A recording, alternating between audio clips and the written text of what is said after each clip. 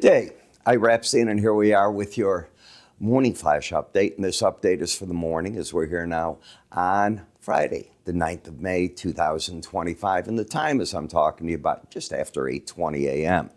So today's the Fed talk day. You have no major economic activity, but you've already had Michael Barr speak. You've had Adriana Kugler. As I'm talking to you, I was just watching on Bloomberg an exclusive interview with John Williams, but he's going to give a speech at 9:30. Richmond Fed President Barkin, Austin Goolsbee, Waller, John Williams again at 12:30. It's pretty crazy what's going on. We just have so many different people speaking today.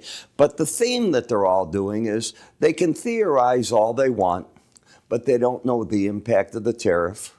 They're dealing with the idea that they're going to have higher unemployment and higher inflation at the same time, and that makes things difficult.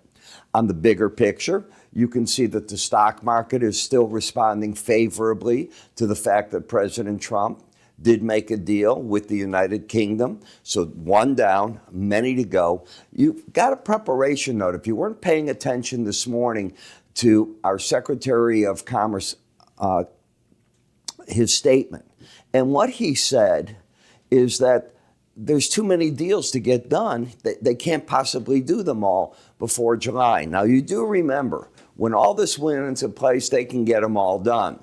Now the backtracking is beginning because that's the reality of the situation. So I think what he's prepping you for is an idea of another 90-day extension, which would carry you well into the summer, end of it. So I don't know that this is true. I suspect that I'm on the right track.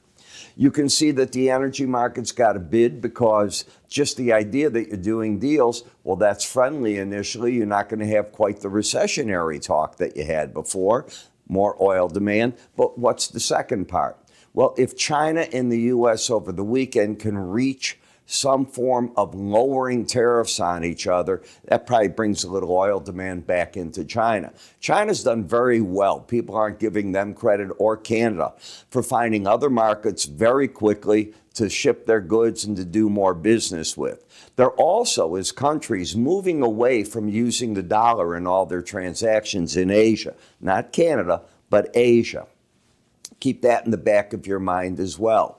And last in this, it appears that the president is giving Scott Bessent, our Treasury Secretary, and Jameson Greer a lot of leeway in these talks with China. The president this morning came out and said that he thinks an 80% tariff is fine, but it's going to be up to Scott Bessent. So Bessent can go in. The Chinese have heard 80%, but they know that 50, 60% is probably the number. And we'll see who's a good guy, who's a bad guy. What about fentanyl? What about tariffs on Chinese ships going into U.S. ports? Not the goods, the ships. There's just a lot to be talked about here. And where can they get on the first part of a tranche to get all this done? I think the market's setting a high bar. I don't have one, but I'd like to be surprised. In the grain market, fairly stable, but corn getting a bid going into the growing season weekend, going to be in the 80s all next week. Bonds and notes yesterday. Well, the curve yield is watching different things here right now. The 2-year is losing some yield and the back end is gaining some yield. So that's pretty much what's going on. Remember, I cover this and a heck of a lot more each morning in my combo spider package. You go to iraepstein.com research. All the info's there for you. There'll be an icon at the top up here. I'll catch up with one and all as we do the weekend edition and look at the weekly charts this weekend. Have yourself a great weekend, good trading day, and I'll catch up with you then.